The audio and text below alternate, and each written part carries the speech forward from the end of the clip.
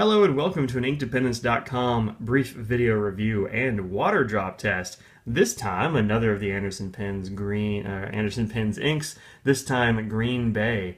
This is probably the best behaved, the best performer in the whole bunch. I've tried all of them. Yep, I've tried all of them now, and this one, yeah, has the best performance. Badger Black is also quite good.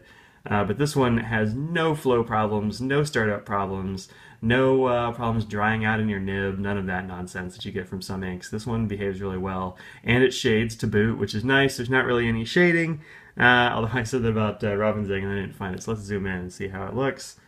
Yeah, no sheen, which is fine. Not every ink has to have a sheen. This one is a slightly wet ink, so if you have I don't know, wet pen, maybe this is not the Anderson ink to put in there.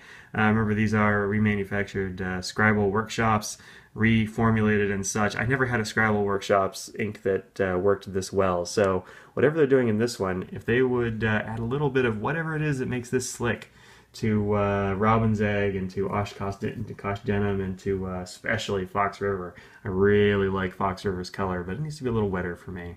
Anyway, no problems with bleed, feather, and spread. Super well behaved ink. And it looks a bit to me like Epinard from Sailor, which is one of the canceled ones. That's also a great ink that I don't think I've actually reviewed. I should probably do that. I got a bottle of it just before they sold out. So I have a bunch of that. But if you're looking for an Epinard replacement, you could do worse than Green Bay from Anderson Pens. This one is well behaved, has shading, doesn't have any problems, and it's kind of a beautiful green color. I really like that. It's dark enough, probably not dark enough to not look green. It's not like a diamine salamander, which is down here. That's salamander right there, which is kind of a brownish green. It's super dark. It's also not olive green. I put that one there just because that is such a crazy color. I just inked that one up, and I can't get over how crazy it is. There you can see it compared to a bunch of other inks. You've got that and Diatramentis, and I didn't have any other greens really inked up, but there's some other things. Salamander doesn't really count as a green. Fox River and Robin's Egg, of course, and actually the sheen on Robin's Egg is really apparent there in this. Sorry, I've got it zoomed in super close in this this bit right here. That's really interesting. Then Toucan's Bright Blue, the Wood Violet, and Badger Black, which I haven't reviewed yet, but will.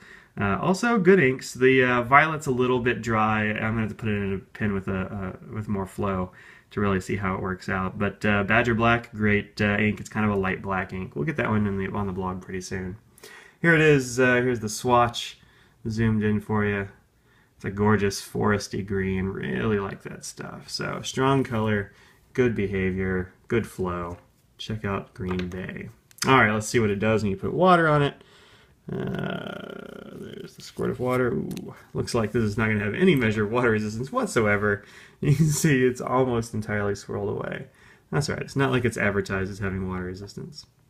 By the way, the pen that I was using in this end is this pen right here, which is the Custom 74 from Pilot. It's a great pen. It's a medium nib. It's a fairly wet nib. I had Brian Anderson adjust that for me a bit after I got it, so it'll be a bit wetter for me. And now let's go ahead and wipe this off. And yeah, this is some of the worst water performance I have seen in an ink. So don't get this one wet. Here, I'll just dab the words. Yeah, gone. Yeah, this one not water resistant whatsoever, just none. But that's fine. Not every ink has to be water resistant. This one didn't say it was. I'm not disappointed exactly, but you know, I am pointing out no water resistance. So that's that. Let's take a look at the chromatography right quick.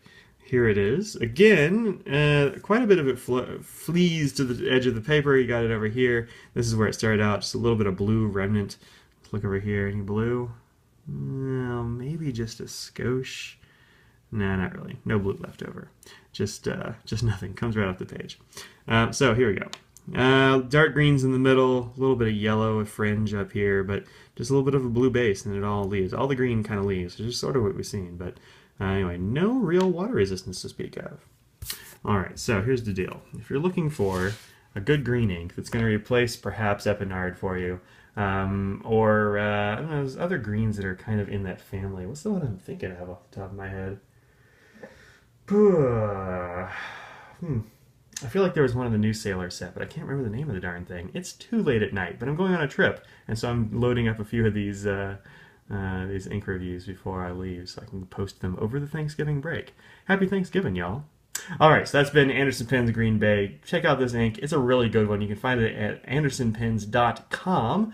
They do have the .com now. It's not the weirdo .net. They've been rocking for a while, so they're trying to get used to it, I imagine, too. So anyway, here you go. Anderson Pens Green Bay. If you like this review, go check out lots of pictures and a full-on text review over at inkdependence.com. And if you like what I do here and want to support inkdependence.com, please go over to patreon.com/inkdependence. You can find a link on the webpage to find out how you can support my endeavors here at Ink Dependence. All right, y'all. Peace out and happy Thanksgiving and stuff.